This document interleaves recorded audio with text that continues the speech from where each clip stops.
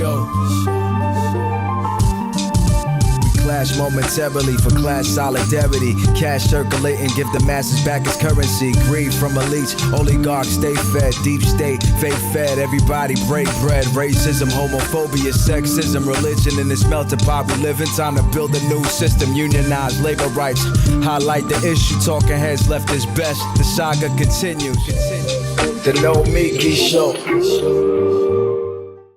Hello and welcome to the Nomiki Show. We are doing these extended interviews at this time this week, and I'm really excited because we're digging into a lot of books. You know, you don't have a lot of time to really examine. I mean, there's so much news in the world that we haven't had as much of an opportunity to examine a lot of the new books that are out, and I'm excited to be doing this for the next couple of weeks, is really digging deep because folks want it, and we're going to do it. Our next guests are the authors of Event Horizon, just got my copy, Sexuality, Politics, Online Culture, and the Limits of Capitalism, Bonni Rambatan and Jacob Johanssen. So much in this book, and it's not even that big. First off, for a dummy like me, thank you. All right, so I'm just going to go around. Feel free to talk over yourself. Sometimes it's hard over Zoom and different doing things virtually. I guess my big question is, how did you imagine putting all these ideas together? Because you cover a lot here, and it's sort of a lead up, like how the memes, for instance, the cuteness of the internet.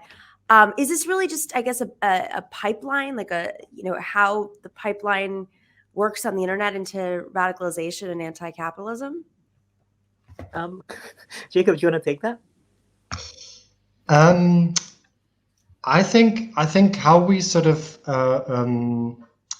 got sort of into writing this book, and I think you're right. So the book is kind of, it's bringing lots of kind of stuff together. It's also kind of maybe bringing things together that might not appear to be, necessarily sort of connected, but we really also kind of wanted to join the dots, with this book, sort of taking the internet, as it currently is. We can probably all agree on that we are in a very sort of, messy internet, or that the internet is a bit of a mess. And we wanted to kind of take that, as a starting point to kind of think about how did we get to this, we think very, very bad internet. How can we make sense of that? How can we actually, kind of analyze the internet with a view towards, kind of maybe alternatives, or, what the left can do, and also how is the left a little bit part of the problem at times as well, that we're sort of seeing, unfolding on social media and things like that, with various kind of things like harassment and so on. And for us, how to kind of approach this mess, how to untangle this mess, one way of doing that for us was through psychoanalysis, and we probably will talk about that more, as we go along. But that as a sort of way in to things, yeah. Bonni, how did you get started on this? I mean, what point did you start to realize something was occurring that was a little bit more nefarious than, say, just your everyday cute meme? Well, I've dabbled in like online cultural studies and cybercultural studies for a while. In fact, that was how Jacob and I got to know each other. Mm-hmm. So I've always been interested in like how, especially because I learned psychoanalysis and stuff like that, and it's all about linguistics, right? Mm-hmm. And I have a feeling that there's this whole online culture. It's all about the symbols and the language and the communication networks and how that evolves, right? So the way that I see this is that obviously nothing is separate from the dynamics of that we can analyze in psychoanalysis, right? So that's why when we think of like selfies and cuteness and stuff like that, then there's always something there. There's always something beneath beneath the surface that's going on, right? So that was how that we actually got to writing this book. And there isn't exactly a point that I kind of suspected that there's something wrong, but it's just that when I've learned about online culture from the beginning, there's always this sense of, jouissance in Lacanian terms, right? There's this whole, for example, self-righteousness from both the left and the right in the meme cultures and stuff like that. So that was how we kind of set about doing this book. And also, sorry, no, go and ahead, also go ahead. maybe kind of as a probably as a sort of key moment that kind of was probably played sort of huge part in turning the internet and social media in particular right wing, was sort of 2015, 2016, Trump meme wars and kind of Gamergate, harassment campaigns, and all that sort of stuff has left such a lasting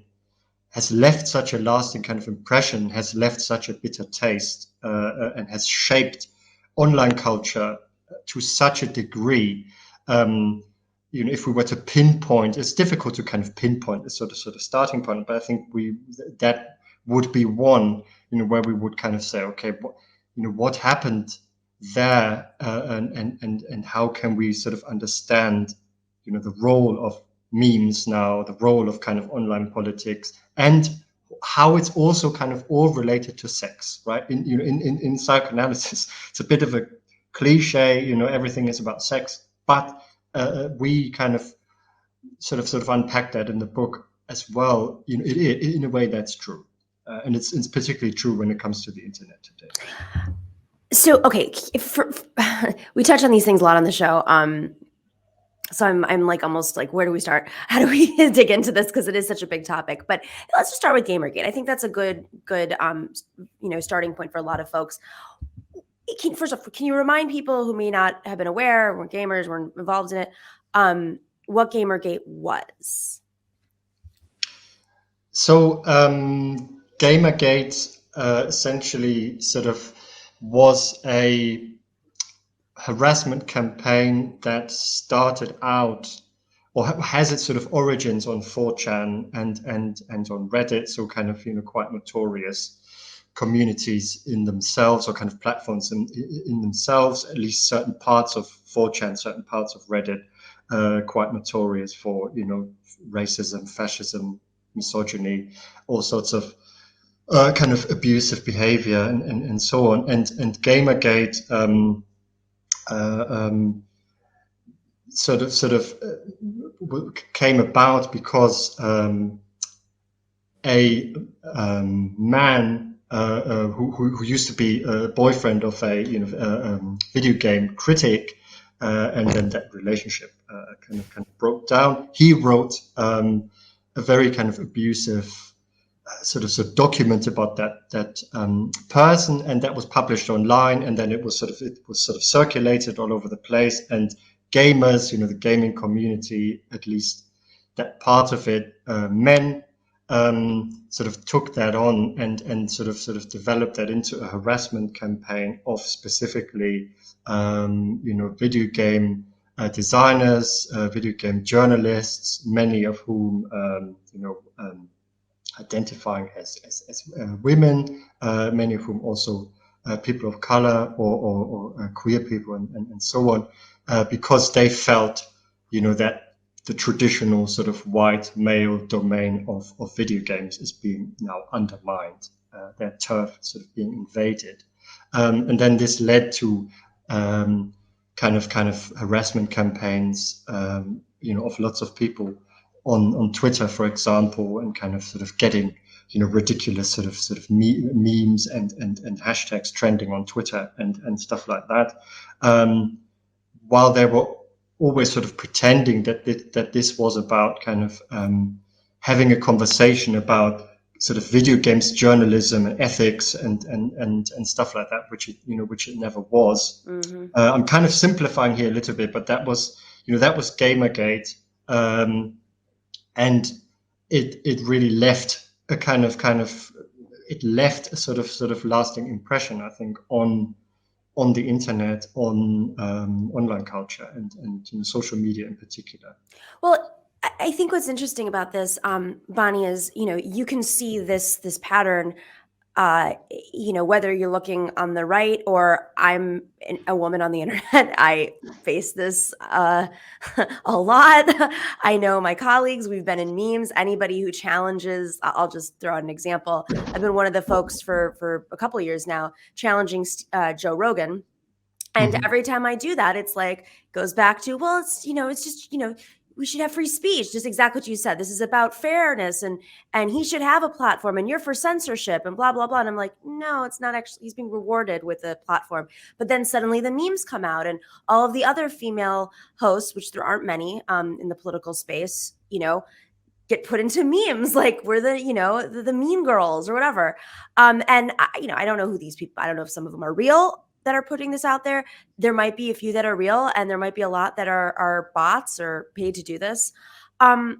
Is this sort of like a business model now to protect certain folks on the right and to quiet and silence, dissenting voices? I'll start with, women in this case. Is there a sense of that, Bonni? Not deliberately as a business model. But obviously, when we talk about capitalism, then of course, it really benefits on how to exploit these kinds of antagonisms, right? The business model in and of itself is seemingly innocuous, right? It's just like, it's very innocent. It's just they just want engagement. They just want like the largest share of the market, and just follow where the market is and what the market wants and how it behaves. But the market behaves in ways that are perpetuating and sharpening these kinds of antagonisms, and that's why things go south in many ways, right? So we talk about the reification of and the valorization of antagonism in this book, right? And that's the more you discourse online, the more the platforms are winning, the more the platforms are benefiting, and a lot of the time we don't exactly realize that. We feel a lot of us, both the left and the right, but mostly the left, right? Because the right tend to troll a lot more, but the left tend to want to explain and just discourse and just these things. But then it's just the sense of heroism after you win a flame war. That's where does that lead, and what kind of benefits, what kind of changes does that go? And what we want to analyze here is that what are the kinds of desires that are at play here, right? And where do they come from? Who designed these things, right? And how much do these algorithms in the platforms affect our own desires and our own sense of fighting for liberation? But is it really, Right. is it like how do we make sense of all of this, and how do we become critical in our own fights, in our own discourses, in our own conduct online? So let's touch on some of the sexuality stuff. I know we're jumping all over, but there's a lot. Well, actually, before we get to that, because there's the narcissism and the gamification aspect, and I think that's a good dovetail into the sexuality, because I mean there's no doubt, right? So if you're a woman, let's say, or you identify as a woman, and you're on the apps and you're on the internet, what kind of content are you likely to see versus a traditional, their target audience, the white male? Definitely, and also, a lot of things, especially for me personally, the sharpest difference, the most palpable difference, is when I accidentally log out of social media, and it just then the app has no information except where I, and it's just that they just assume they just feed content to my feed, push content to my feed based on what people in Jakarta, for example, usually consume. And then a lot of it, sadly, it gets worse if I go back to my hometown, which is like a smaller city from this one, and then a lot of it just becomes all of these conspiratorial thinking, and just all of these fake news and all of these things, right? Mm. Yeah, but getting back to your question, definitely the kinds of content that we see is really dependent on what the algorithm thinks about us. And then the thing that you mentioned about narcissism is essentially, of course, we enjoy. It's not necessarily pathological when we like looking good online, obviously.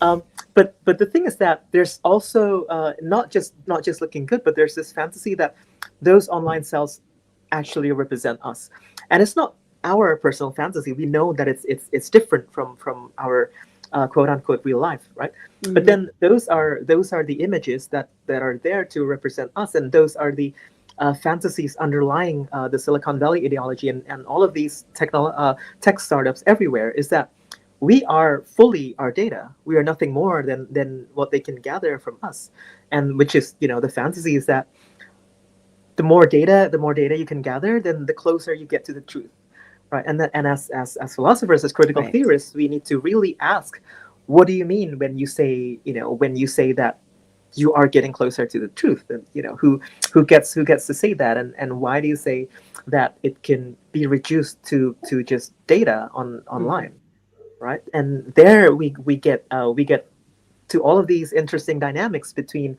the kinds of perversion, which is like, I know that's not me, but and I know that people are mining my data, but nonetheless I do it anyway, because it's like, on the one hand, it's what we're used to, it's how we socialize these days, but also on the other hand, it's pleasurable in a way, because we get the likes, we get the attention, we get the retweets, we get the follows.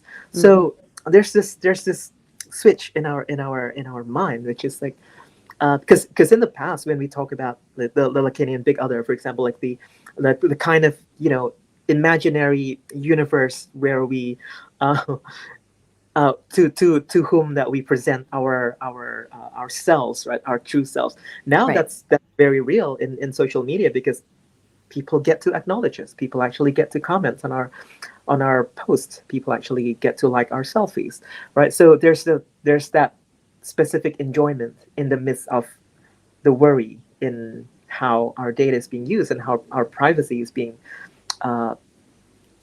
infringed upon, and all these things.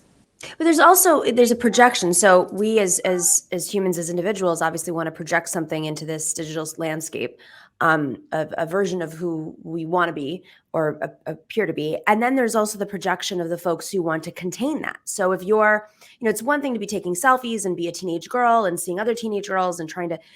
It's another thing if you're, wanting to engage in political discourse as an opinionated woman, and then what kind of projection are you going to get back to you from the folks who are there to control that discourse versus, so that's why I asked, like, what kind of experience does a 17-year-old woman girl have compared to a 17-year-old boy online, and what they're generally receiving? Oh yeah. Go ahead. Well, personally, I can't really speak about the 17-year-old girls versus boys, but yeah, personally, it's just like me being trans online on Twitter. Obviously, that's just really, there are the kinds of people who do not take anything I say seriously just because I'm trans, and just because I post selfies, they think that my thoughts don't matter because like I'm shallow. Because I like posting selfies online, and then on the other, because there's also this section in our book. I'm jumping a bit all over the place here, but there's this section in our book analyzing selfies, which is basically "Father, can you see I'm selfie?" which is a play on the Freudian dream. Father, can you see I'm burning? What we want to say there is essentially posting selfies is it's a plea for recognition, right? It's also we want others to recognize the vulnerability behind posting a selfie. That's especially true for trans people and for people of marginalized identities, right? But then again, based on my personal experience, obviously those invite chasers, trans chasers who get into my DMs with like unsolicited sexual messages, Oh my because God. they only see the surface and just assume that I am that kind of object, and just this quality to that object. Just, yeah. I'm jumping all over the place, but hopefully that kind of answers the. Well, I guess what I'm saying is more from the consumer perspective, meaning like because they go into spirals, right? So if there's this Gamergate community and it becomes a community itself, or if young girls are only seeing like body image, which is great and see, but also if they're not seeing political content, if they're not seeing other content out there, and men are only seeing, I'm using gender, being very gender specific because I feel like that's kind of how they're designing this. Does that make sense? Or yeah, and I mean, we would kind of sort of look at that. We could look at that through things like the filter bubble, or right. the echo chamber, and things like that, where of course networks by default are sort of built around kind of clustering things together. That's how kind of networks often function. That's certainly how social media functions. It clusters kind of groups together in the hope that kind of like-minded people or like-minded communities or groups will kind of form, because that's what people want to do. That's a very kind of human thing to maybe to wish for or to desire. It's kind of built, the internet or social media kind of built on this kind of friendship model, and on I have friends based on we have the same interests or whatever. That's how relationships form, and that is kind of reproduced on the internet.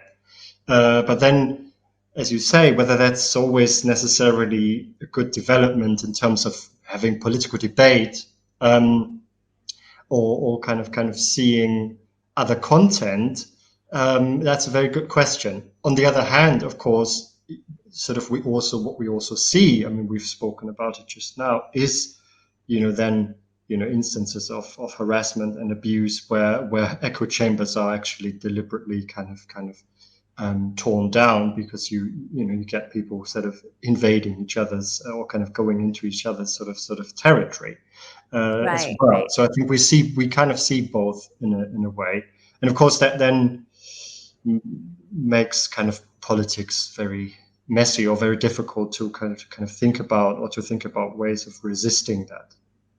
It's interesting because I think about, you started off by saying this all began around 2015 with Gamergate and Trump running for office, and so the internet is supposed to, the more data you'd think would be, the more you'd have more complicated and dynamic expressions of who an individual is, sort of on an individual basis, like a mosaic, rather than you that place, you that place. If you go there, you're going to get harassment and attacks and memes, and you better go back to where you're set up to be, because that's how the algorithm was built. To say it in a very raw way, I feel like that's kind of what we've come to. And if you want to venture into, if I as a 38-year-old woman wants to venture into YouTube political hosting, I better come up with some clever tactics to spill over into that pipeline and have some great allies. Otherwise, I'm not going to do well. And the reality is, it's very tough. You can't just like burst in, and there's a lot of harassment that comes with it simultaneously. If you're not deemed for that, but I guess like what I don't understand is this just a reflection of how the algorithms were built? Or is there sort of like, and maybe both, someone like a Steve Bannon or Cambridge Analytica, are those folks really speeding it up by, putting some extra juice in it to further their political goals? Yeah, maybe it's both. So we also kind of need to think about that. Silicon Valley is also very, it may appear very liberal on the surface, but then it's, we know it's very, very kind of penetrated by, right-wing ideas and so on. So that's all, documented and stuff like that. So those two kind of factors are probably interrelated, and at the same time, of course, platforms would always describe themselves as sort of apolitical, and so on. But then how platforms are built is that they value, particularly kind of emotional content, kind of content that's sort of designed to kind of arouse various feelings and responses, because presumably that will get engagement going, that will sort of get people fired up and commenting or whatever, because that then means that there are users there. If those platforms don't have any users, they can shut down. Go ahead. I think there's this kind of belief or excuse that they like to make, which is like, this is just data, this is just business, this is just technology, and algorithms. Like, how we're not political, but I mean, obviously that is right. I mean, who structures these kinds of power relations, and who owns the data and stuff like that, and where does your capital come from, and how are you traded, and as Jacob mentioned, the connections behind the ones who actually have the money in Silicon Valley and stuff like that. So some people, obviously, like Cambridge Analytica and stuff like that, they have an explicit political goal, and gathering 5,000 data points and so on.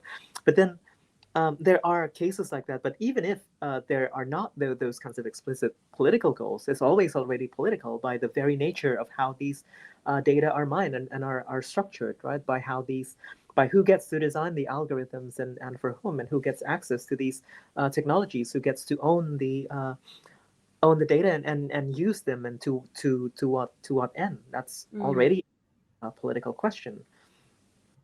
And at the same time, I mean, we don't want to appear, too kind of sort of pessimistic or too kind of deterministic. I think if there's a moment to be so, I think it's understandable, this moment. That's partly why Gamergate happened, or why, all this kind of horrible stuff is happening, is because, the internet has become a lot more kind of diversified, and things have changed, partly because of kind of those platforms, because of social media sort of is now so mainstream, that has also enabled something like your show, and stuff like that, and other voices being heard, and being able to support each other, and moments of solidarity and so on. That's all possible as well, just to kind of to sort of highlight that or emphasize that. But it's tough. It's not the old days anymore. Anyways, really, really interesting conversation. Would love to have you guys back on. I feel like there's a lot of moments where we could, move into the depths of your work. Because we haven't even talked about sex yet. Yes, we haven't. So let's move on. See? All right. On the next interview, we'll dig into sex. But that's a great teaser. You kind of I think it's a great reason for people to buy your book, because you haven't even talked about the sex part yet. And that's, obviously what sells. Thank you so much for joining us. Event Horizon, Sexuality, Politics, Online Culture, and the Limits of Capitalism. Bonni Rambatan and Jacob Johanssen. Really, really appreciate you joining us today. And Thank you. good luck with the sales. It's been out for, about 2 weeks. So congratulations. Thank you. Thanks a lot.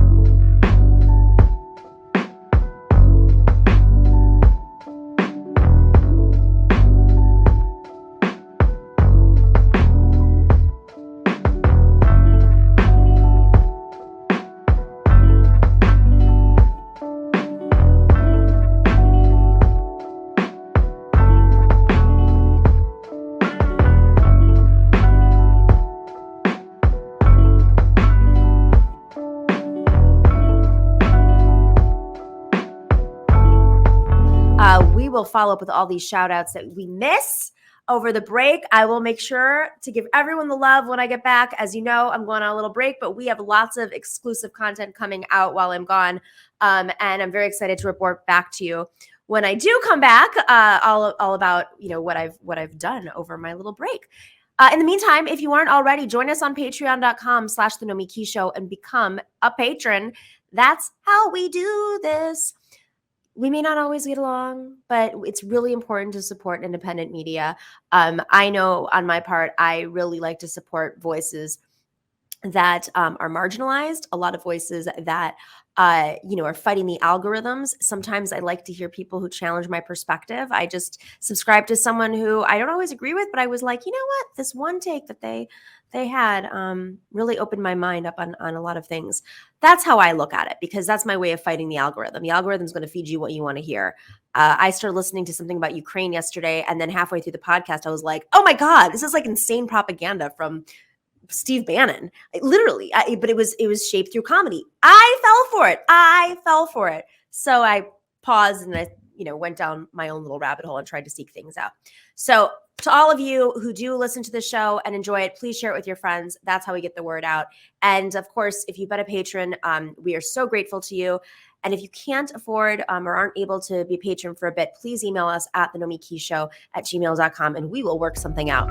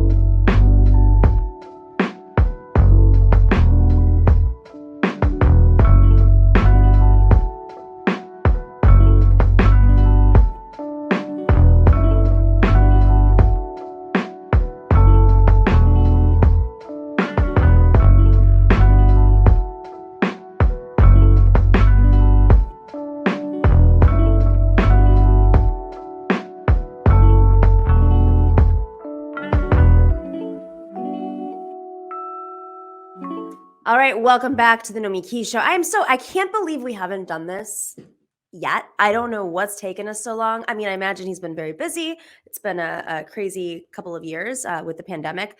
Very excited to have Dr. Eric Osgood on. He is an internist, a medical director at Mission Hospitalists, and works with COVID long haulers as a physician, covidlonghaulers.com.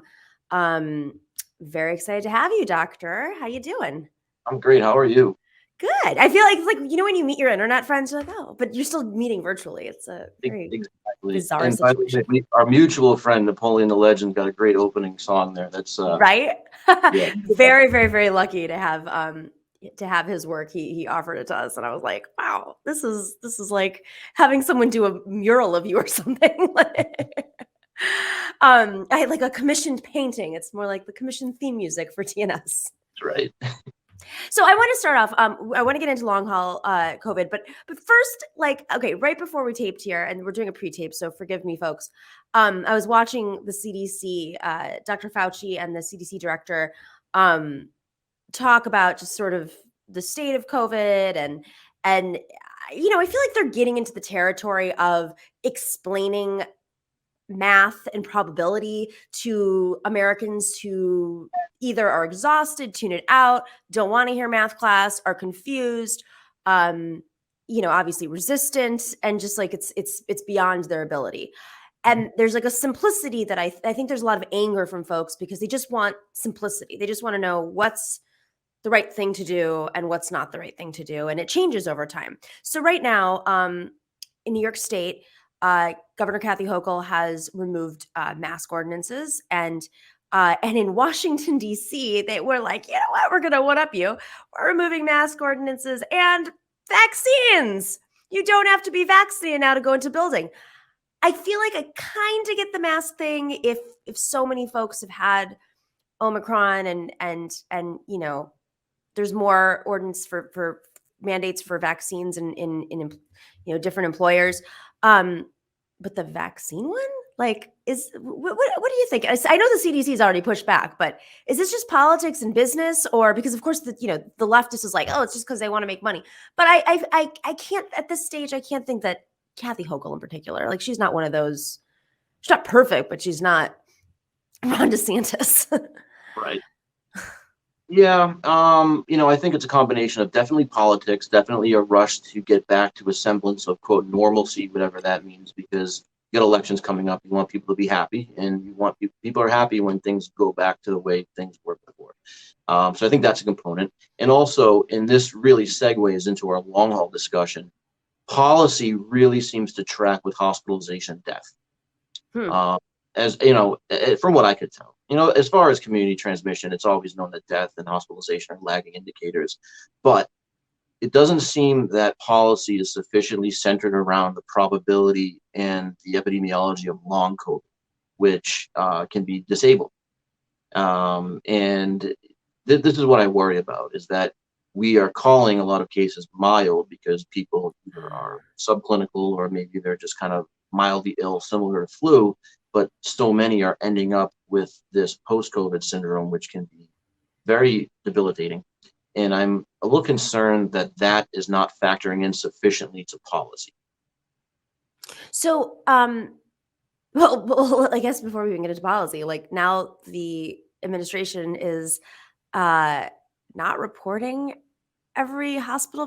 What the heck? Why? It's I think there's the CDC and then there's DHHS who have methodologies of tracking. So the way they're spinning it as well, it's not that we're not following it. It's just one of the sort of avenues whereby hospitals are required to report. They kind of turn that off. I think it's a little bit of gamesmanship, because you are going to get a little bit of a rosier picture when you do it that way. So it's a little bit of both. It's like a little bit hyperbolic to say they're not counting it anymore, they're stopped keeping track, but it's also a little bit Weasley to say, oh no, it's no big deal, we're just changing it the way the methodology, the DHHS and the hospital systems and the requirements of reporting being shut off is going to impact the way that numbers appear, and it is certainly paint a rosier picture than we would otherwise see. So it's kind of somewhere in the middle. Okay, I'm going to get to how long haul, I promise. But okay, talk about whatever you want to talk about. you're just so smart. So I have all these questions, and usually I just go on shows and we're all talking about COVID like we're experts. I'm like, this is not good. We shouldn't be doing this at all. So no, you guys have been good. You, Majority Report, you guys really. I've been watching you guys since the first. In fact, having you guys to watch has been good. It's been an escape. I always enjoy turning you guys on and tuning in, and you guys have been doing a really good job of being cautious with what you've been saying and relying on experts and not making statements that are untoward in terms of the evidence. So I've appreciated what you and what Sam and everybody. Thank you. I mean, it means a lot. And we know that there's an industry, a cottage industry for folks to just push out their expertise, even though they're like, want to be comedians. So I'll stay in my lane. You want to talk about cutting field? I'm there. I'm your person, but I'm not going to get into, the hard stuff. So is there like a point, where, in public health with vaccines, there's just a certain percentage of folks who, unless it's mandated by their employer or the government, they're going to resist after 2 years of trying to convince folks to get the vaccine, or 1 year and a half at least, they're just not going to. It's just not going to happen. But then brushed up against actually having COVID. Is that what we're looking at? Like, maybe there's just a percentage of the population that's, is not vaccinated, hasn't had COVID yet, will probably have COVID, but the percentage that's left that will have COVID, it'll be less than the Omicron, and it won't have the same side effects. Yeah, I mean, are you basically asking, do you think we're going to get to herd immunity? No, not herd immunity. I mean, because of vaccines, right? I'm just questioning why the government's thinking this way, because I mean, there are obviously some people that are resistant and will literally draw this pandemic out till the end of time for their own reasons, but right. They're bound to get COVID, or many times get COVID, and many will probably be some will be hospitalized, who knows how many. But after a while, I guess herd immunity in that little community, but not herd immunity for all of us. It's just, we're now, for those of us who are vaccinated and boosted and we'll have our 4th boost or whatever it is, it just won't have the same effect if we do get COVID again. And especially if there's fewer people in that community spreading it. Yeah. I mean, the reason for mandates is not just, I mean, you got the people who are just sort of anti-vax. There's a traditional anti-vax community, which is loud and proud. They've always been against vaccines. And then there's a sort of new group that they're fully vaccinated with every other traditional vaccine schedule, but they just have different types of resistance to this one, largely based on a lot of fear mongering and misinformation that's been pushed out by various people with various motives. And then you have people that just like, they don't pay much attention. They don't really watch news. They don't really follow what's going on. They live their lives and they don't really care that much. And they just don't bother. And that's where mandates really are effective, because they have to. And it's not that they have any real ideology. They're just like, oh, I have to do it. I'm gonna lose my job. Okay. And then they go do it, and it's no big deal. And so you can really kind of ramp up a lot of numbers in that. And then the sort of semi-resistant population, when it's just, well, I don't want to get it, but I also don't want to lose my job. And yeah, I'm going to go get the mandate. And you get enough of those numbers there where they do work. I mean, same thing with mask mandates. And of course, there's going to be people who get various types of exemptions. And there's always, like, you're always going to have a portion of people that just aren't going to get it. And when you have a highly efficacious vaccine, you can still reach herd immunity, even if there's kind of a sliver of the population that's not going to get vaccinated. The biggest problem that we have is not the anti or the non-vaccine or the vaccine hesitant people in high income countries. It's the fact that we had a shot to do this with global equity. Right. We give to neoliberalism. We let market forces determine to whom vaccines went and where and how. And where we got variants that came from India and now the African continent, where vaccine uptake and allocation was not at all equitable. And as you know, the more chances you give it to transmit, the more chances you give it to mutate. And ultimately, the probability is you're going to get some mutations that have some vaccine evasion. And now had it not been for Delta, it's very possible we could have, between the people with prior immunity from infection and vaccination, we could have approached it, even if, 15% of adults, above age 18 weren't getting it. But now we have continued transmission despite vaccination, even with boosting. And again, that BA1 variant that's right now kind of downtrending, that's likely from the African continent. And now we already have the BA2, the so-called stealth Omicron, that we're anticipating is going to start ramping up in the next couple of months, which is, I think, something like 33% more contagious. And Than Omicron? Yes. And Omicron was already exactly. So much more, and, wow. Most experts in immunology do not actually think that this current variant is going to provide much long-term durable immunity against future variants. So people are saying, oh, this is just going to be nature's booster. It's a mild illness we're all going to get. Unlikely. Number one, it's not less virulent than the original strain. It's less virulent than Delta, but not necessarily much less virulent than the original strain, number one. And number two, because it's primarily replicating in the upper airways and not going down into the lower lung fields as much, unlikely to induce as much long-term immunity. And so if you talk to a lot of experts in immunology and molecular biology, they're actually saying that we are still likely going to be susceptible to additional strains. And so what does encourage me, I don't want to be doom and gloom. I'm encouraged by the fact that Corbavax is moving forward in India, and then hopefully in Africa and other parts of the world, lower middle income countries, which Baylor Children's with Dr. Hotez and his colleagues got out there, no strings attached, no patent releasing, no money, Wow. no profits, no nothing, and it's a highly effective recombinant vaccine that, unlike with our current mRNA and adenovirus vector-based vaccines, that it's all about protecting the profits and the patents, and that's resulted in limited allocation. I think between Corbavax and some of the they're developing new vaccines are mRNA based against the newer strains, and hopefully as we get younger and younger people immunized, hopefully we'll get there. I'm actually not as pessimistic as some of my colleagues are, but I also think a lot of people are painting a rosy picture compared to what we are likely going to see going forward. I'm somewhat in the middle. In terms of vaccine equity right now, I haven't seen the stats recently, but are things improving in the countries around the world, India, the African continent, parts of South Asia that have not been able to receive the vaccine. And also, like, how much of this is, I've read a few reports about how it's not necessarily because they can't receive the vaccine, they're not getting it in some countries, it's that they're not able to store it because of refrigerating and refrigerating in terms of transporting as well. Yep, that's a big part of it. Yeah, that's certainly a big part of it.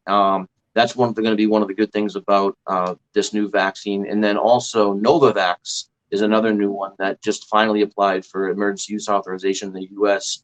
And I think it's put in applications in a couple of other countries. And that's going to be a nanoparticle-based vaccine. And that one also does not require the ultra cold storage. And so I'm hoping that these are going to, hopefully the expansion of some of the new antivirals. We do have monoclonals that are, some of the older ones were not working well, Regeneron and some of the prior ones. Now we do have effective monoclonals. And then another big one likely is going to be fluvoxamine, which Dr. David Boulware and colleagues actually applied on behalf of that generic drug for emergency use authorization from the FDA. Unfortunately, they seem to be slow walking, but that's the one repurposed old generic drug that has actually held up to high quality clinical trials, both phase 2 and phase 3, published in JAMA and Lancet, respectively, that did statistically significantly reduce the composite endpoint of prolonged emergency room visit, hospitalization, and death.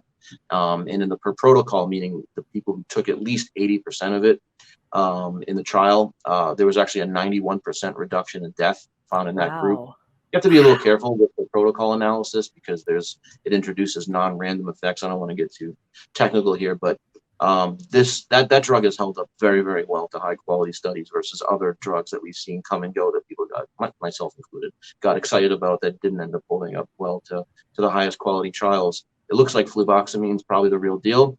Not everyone tolerates that drug though, and it's because there is no company that's going to take responsibility to be responsible for the manufacturing of it. It's hard. The FDA, frankly, doesn't really know what to do with this EUA application.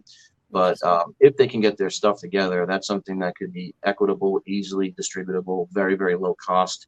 A number of highly reputable centers, Johns Hopkins and others, have included it in their outpatient treatment recommendations. But the Infectious Disease Society of America and NIH still are calling it recommend against outside of a clinical trial. Actually, NIH finally upgraded it to can't recommend for or against it. So just kind of leaving it to doctors' decisions. We'll likely see an update on that one after some additional studies come in. But I'm encouraged about that. A couple of the other newer antivirals that are out, newer vaccines, and particularly this recombinant one. I think we're going to have better treatment protocols. I think we're going to have more immunity, and hopefully we'll be able to kind of tamp this thing down. The question is going to be, are any of these things going to result in less long COVID? Right. And so perfect transition. I'm going to start out just a personal story. My best friend, she lives in Switzerland. She's American. She grew up in Arizona. And in January of 2021, so right when the vaccine was just starting to be dispersed, maybe not even so, I think it hadn't really circulated even for her mom's age group. Her mom got COVID. And very soon, almost immediately, it triggered this sort of, not brain fog, but like Alzheimer's. Like she immediately started having, she was having like memory attacks where she didn't remember where she was, very aggressive, like not early, but late Alzheimer's in a woman who was in her, early 60s. Now my best friend, she's been going back and forth trying to solve this issue, deal with it. But because it was so early, they knew it was a long haul COVID, but they didn't understand what was happening, and she couldn't find the experts for it. And they're still struggling with this, how to treat it and what it was about COVID that basically kicked off her what, if it's Alzheimer's or not, the issue that she's facing. Is this, or I guess first off, is that common? Like how many different effects of COVID in long are you seeing? Are there different ailments that are being that it's causing, obviously with lungs, but also brain fog, whatever? Are there things that are dormant that are being kind of unleashed because of COVID and maybe the stress of COVID? That's part of it. So there's that old proverb about different religions are basically like a blind person and an elephant, different parts of the elephant, and depending on which one of them you talk to, that's what the elephant is. That's really what long COVID is right now in terms of the experts, because there are different research groups who are really attacking this in terms of the research that they're putting forward as far as the cause or etiology of this syndrome. And so the big ones, they break down into a few categories. There's certainly what's called auto-antibody production that's happening. That's been found to be a major risk factor in people who get infected, where they get infected and they end up with auto-antibodies, meaning your immune system is attacking itself and forming an antibody against some part of your own, physiology. So that's something that you'll see in a lot of autoimmune conditions, like for example, lupus. You make autoantibodies against double-stranded DNA. So there are autoantibodies, and that's being looked at. There is also the possibility that it is sort of exacerbating or flaring up or activating old dormant pathogens. Like, so for example, people who have had prior Epstein-Barr virus, so mononucleosis, that was shown to be a big. So, and what is that? What is Epstein-Barr? Epstein-Barr virus is married to the Ghislaine-Maxwell virus. No, I'm just kidding. It's basically the pathogen that causes mono. But it can be associated with Burkitt's lymphoma, and sometimes people get it and they'll basically carry, antibodies for a long time. But it's possible that is laid dormant and then could potentially be reactivated by COVID-19. The group that I'm working for, so Dr. Patterson's been doing a lot of work looking at immune cells called non-classical monocytes, and they actually found that up to 15 months after recovering from infection, this little piece of the viral spike protein is sticking around in these immune cells, which basically course through your circulation and cause irritation of the vasculature, what we call vasculitis, irritation of the inner lining of blood vessels that triggers all kinds of different immune responses, inflammatory responses. And so further research is basically targeted at whether that could be a potential target of treatment. And so we're basically trying to get a clinical trial off the ground to try to determine whether there are medications that can actually undo that. So we have a major Southwest University, a major academic center that's working with us. That's ready to be our trial site. We're basically just working on getting the funding to start that randomized controlled trial. I actually designed the trial, but we can't get around until we get funding. So we're working on that. And then there are other doctors that are looking at clotting. And so basically the presence of this viral spike protein has caused excessive clotting and coagulation. And so people are having clots in the microvasculature, meaning small blood vessels. And so people are not getting good blood flow to different organs. There are studies that have shown that there is decreased brain activity. So when you do an MRI of someone's brain, which is a structural study, you'll find that for the most part, the brains look normal, but they're doing what are called PET scans, where you actually look at the uptake of fluoridated glucose and you actually look at the metabolic activity, and they're finding significantly lowered metabolic activity in the brains. There was a recent study where they found that one of the major, what we call cranial nerve, one of the longest nerve in the body called the vagus nerve, very important to numerous bodily functions, is significantly dysfunctional in post-COVID patients. So what's tying this all together? Is there one underlying thing that's sort of triggering the rest of these? Are these just different ways that this can manifest? I mean, we don't know. And so the research is going to chip away.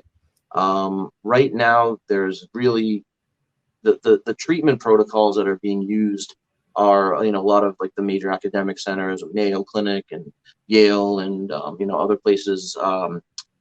They're basically using multimodal strategies, multidisciplinary. Patients are being sent to different specialists, getting batteries of tests, and doing different types of physiotherapy and psychotherapy, behavioral treatment, certain medications, and slowly but surely, we're sort of inching toward hopefully some solutions to help people recover. Some of the research coming out so far is in terms of duration. It's defined as having symptoms ongoing 4 weeks after you recover from infection. Wow. But they found that close to 90% of people still had ongoing symptoms 35 weeks in. And is this just with folks who get COVID when they're not vaccinated? All right, good question. the likelihood of long COVID from the best research that we have available to date, let me stress that again, based on the best research we have available to date, these things can change. Right. But the likelihood of ending up with long COVID drops significantly in vaccinated folks compared to unvaccinated. Fully vaccinated folks, you mean? Yeah, the unvaccinated, the likelihood can be anywhere between 30 some odd percent to sometimes even higher. Wow. And from the best data we have, that drops to something like 18 or 19% among the fully vaccinated. Okay. So we do have people who get breakthrough infections and end up with post-acute sequelae. But as far as we can tell, it tends to be less durable, resolves more quickly, happens less often, and seems to be less refractory to treatment compared to if you get this thing and you're not vaccinated. Because the four biggest risk factors that were found in that study that was published were the viral load. So the more viral load that you end up in your body is the more viral material. It makes sense. You're going to be more likely to end up, well, you end up with higher amounts of virus in your body if you don't have antibodies and memory cells to fight them. So that's one. Then the other was the presence of Epstein-Barr. The other one was the autoantibodies. And then the final one was diabetes. I'll tell you, I've been working with COVID long haulers since around July or August. I see anywhere between 50 to 100 of them a month. And I would say the majority of people I see were previously healthy. Young people who didn't have any chronic medical conditions. In fact, when I asked them, do you have any past medical history before you got COVID? It's never just a one-word answer. It's like, no, I was active. I was running half marathons. I was rock climbing. I was windsurfing. I was golfing. I was playing basketball. And now I can barely get up a flight of stairs. Or my brain fog is so bad, I had to leave my job because I can't perform the mental functions required to allow me to work that job. Or, I can maybe go walk a mile, but then I'm completely winded and I'm done for a couple of days. And so, when people use just hospitalization and death to guide policy or to make this seem like it's no big deal, I've had numerous long haulers tell me that they wish COVID killed them. Whoa. And that's insane.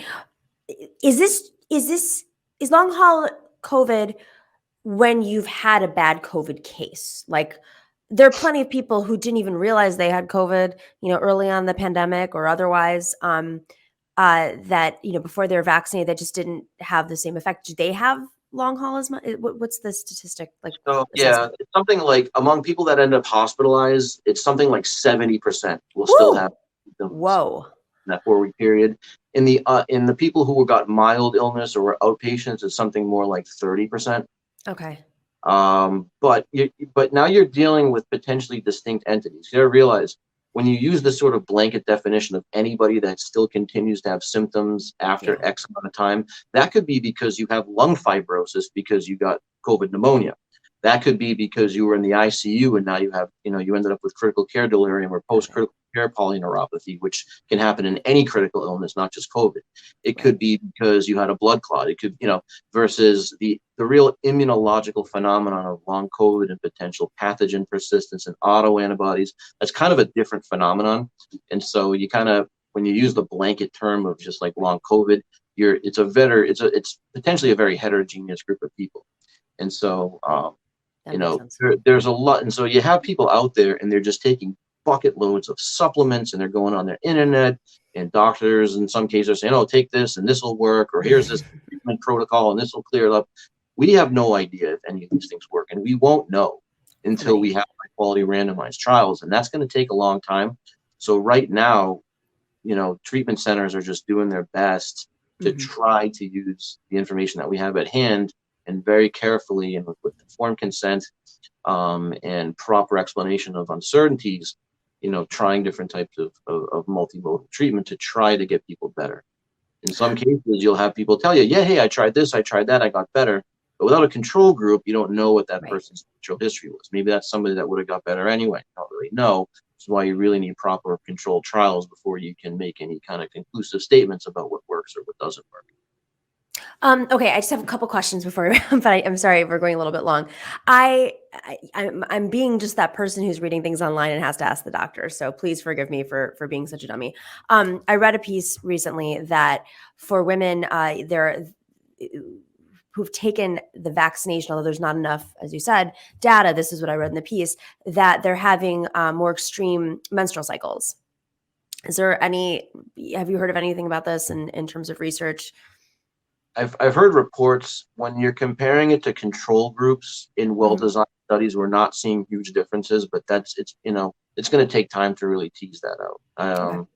I want to be a little careful because I'm not probably up to date on the best literature on that one particular finding. Yeah, I just saw the paper and I was like, oh, that's interesting. Yeah, I'll look at that again. Because I don't have to tell you, like, there's obviously gendered,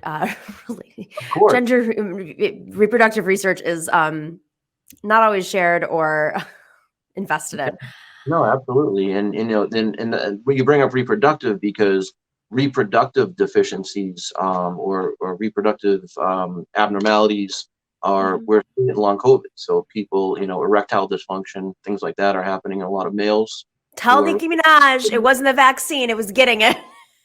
Well, yeah, probably that sounded more like an STI. Anyway, yeah. So that we're definitely seeing that, and as far as it's amazing the symptoms.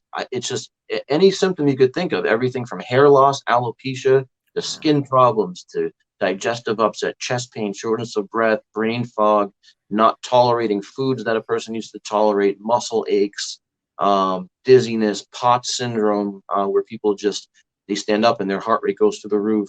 Wow. Just such an incredible array of all different sorts of symptoms that we're seeing in these people. And it's, as I said, it's going to take a lot of time before we tease out the exact, pathophysiology, and then ultimately find things that we can potentially target for treatment and hopefully be able to, restore quality of life to people that are debilitated. I've seen a few people that have come out of it and are back to their lives. Those success stories are always heartwarming, but in other cases, people really continue to have absolutely debilitating symptoms. I have people in their early 30s who are now wheelchair bound. I've got people who are so fatigable. This is one I've seen a few patients. They're so fatigable that just exerting their full voice knocks them out, so they have to whisper. They can't even use their voice, let alone get up and move. And I'm not trying to fear monger. I mean, this is something, that degree of debilitation is pretty rare, but the array of symptoms and the percentage of people that are experiencing some degree of symptoms long after they recover, I think we have to be aware of the fact that if we don't properly mitigate this, even if we don't have as many hospitalizations, we might not be looking at the kind of mass casualty event we saw during the first wave, but a mass disabling event would actually be pretty bad too. And while we may not be crowding emergency rooms at hospitals anymore, are we going to be crowding and overrunning subspecialty clinics and ambulatory care centers and multidisciplinary practices and imaging and, all these things that people have to get done when they have these otherwise unexplained chronic illnesses, and especially in a country that doesn't have universal health care and people are having to shell out money out of their own pockets to get all these things done. There's going to be a looming crisis if we don't properly mitigate this. And in order to do that, we have to acknowledge it and consider it in our policies, not just think about hospitalization and death. Not to mention the folks who weren't financially prepared for being in the hospital if they were there receiving care. A friend of mine's brother, he somehow got into one of these echo chambers about the vaccine, and it wasn't necessarily politically driven. You just didn't think that he was in, the group of people that was going to be affected by COVID. Next thing you know, over the holidays and into the new year, he was his late 30s, hooked up to, the machines and was on his deathbed, and he survived, thank God. But now he's completely out of money, bankrupt with kids. Add long haul to that, if you have to continue, we already had a medical debt crisis, as you know too well. It's going to be very, very, very serious, I think. And we're just, starting to process it, and government's obviously going to have to do something. Dr. Osgood, I have so many more questions. Maybe what we can do is have you on again soon, and we can ask our listeners to throw in their questions. And we send them to you in advance, so you're not like completely thrown off if needed. And we'd love to have you back on for another round if you're down. Definitely. I'm happy to talk to you anytime. Thank you so much. Thanks, Dr. Osgood. Keep up the amazing work involving long haul COVID. To everybody else, make sure to check us out at TNS Live on Tuesday night at 8 p.m. Eastern. We start off on the platforms, and then we move to rockfin.com/Nomiki, where we have extensive interviews with some of our favorite people. Make sure to check it out and go subscribe over there at Rockfin on Tuesday night for our live conversation, 8 p.m. Eastern. And of course, go check us out on all the podcasts, on wherever you find your podcast. Go find us there. And take care and stay in solidarity. The Nomiki Show. We clash momentarily for class solidarity. Cash circulating, give the masses back its currency. Greed from elites, oligarchs stay fed. Deep state, fake fed, everybody break bread. Racism, homophobia, sexism, religion in this melting pot we live in. Time to build a new system, unionize labor rights. Highlight the issue, talking heads left is best. The saga continues. The Nomiki Show.